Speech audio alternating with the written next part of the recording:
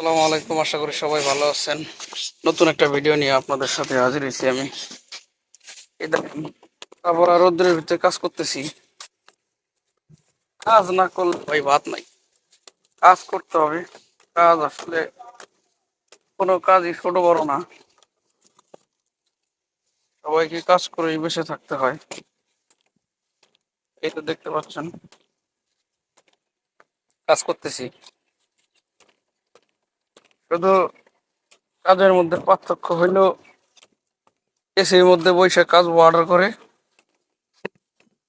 আর কেউ রোদ্রের ভিতরে কাজ গায়ে খাটায় কাজ শেষ করে। এই হইলো অবস্থা। এই তো কাজ দেখতে পাচ্ছেন আমি কি কাজ করতেছি। জীবন আসলে ভাই অনেক কঠিন। জীবন এত সহজ না। যাদের বাবার টাকা আছে, যাদের টাকা আছে তাদের জন্য সহজ, কিন্তু আমাদের মতো মধ্যবিত্ত ফ্যামিলির মানুষদের, মধ্যবিত্ত ফ্যামিলির ছেলেদের জীবন আসলে সহজ না। আর ফ্যামিলির বড় ছেলে হইলে না, সবাইকে দেখতে হয়, অনেক কিছু সহ্য করতে হয়, অনেক কিছু ত্যাগ স্বীকার করতে হয়, কিছু করার থাকে না। এটা দেখতে পাচ্ছেন, এই যে মানুষ কাজ করতেছে, এগুলাই কাজ করতে হয়। এই যে অবস্থা, যে রোদ উঠাইছে ভাই, এই রোদের ভিতরে কাজ করতেছি, শরীরের পানি খালি একাই টপ টপ করে পড়তেছে। আর কেউ এসির মধ্যে বইসা থেকে কাজ অর্ডার করতেছে। পড়ালেখা করছি ভাই, কিন্তু চাকরি না হইলে তো কিছু করার নাই, তাই না? চেষ্টা করতেছি, দেখা যাক কবে চাকরি হয়।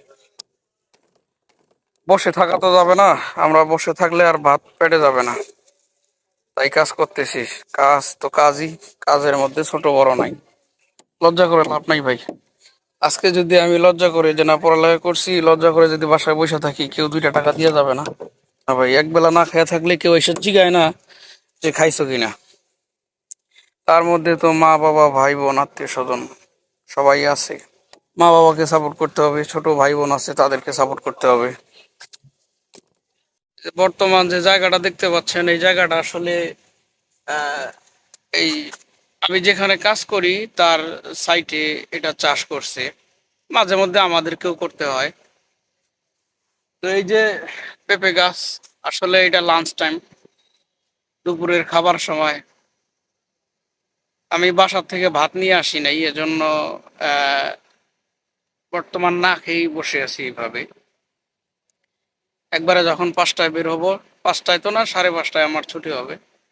5:30টার সময় বের হয়ে একবারে বাসায় যা খাবো। কারণ বাড়ি, আমি যেখানে কাজ করি সেখান থেকে অনেক দূরে, ভাত আনা আসলে আর অনেক সকালবেলা আসতে হয়, এজন্য ভাত রান্না বান্নার ক্ষেত্রে একটু ঝামেলা হয়। এই যে দেখতে পাচ্ছেন, এই ছায়ার মধ্যে আইসা বইসা রয়েছি, কারণ এই প্রকৃতি দেখেন অনেক সুন্দর। এই যে ফুল গাছগুলো দেখতে পাচ্ছেন, ওই দেখেন কত সুন্দর সুন্দর পেঁপে ধরছে। পেঁপে গুলা যে ওই গাছেও মোটামুটি ধরছে, দেখতে পাচ্ছেন ওই যে পেঁপে দেখা যাচ্ছে। এদিকে মনে করেন যে আরো আপনার ওই বেগুন গাছ আছে, লাউ গাছ আছে, অনেকগুলা সবজির গাছ আছে। আর এই যে হচ্ছে সুন্দর একটা ফুল। একলা যেহেতু এখানে বসে আছি, তো আপনাদের সাথে একটা গান শেয়ার করি।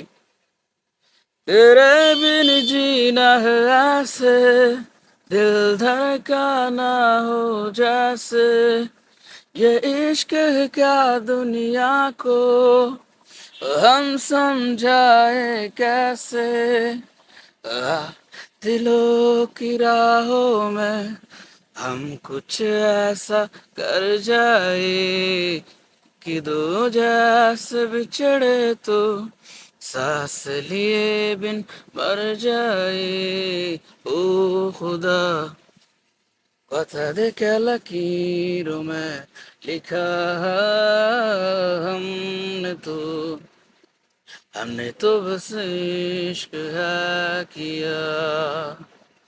ओ खुदा, बता दे क्या लकीरों में लिखा हमने तो बस इश्क है किया। ধন্যবাদ সবাইকে, আজকে এই পর্যন্তই। ভালো থাকবেন সবাই, আর সাপোর্ট করবেন আশা করি। লাইক করবেন, সাবস্ক্রাইব করবেন, কারণ আপনারা যদি সাপোর্ট না করেন হয়তো সফল হতে পারবো না।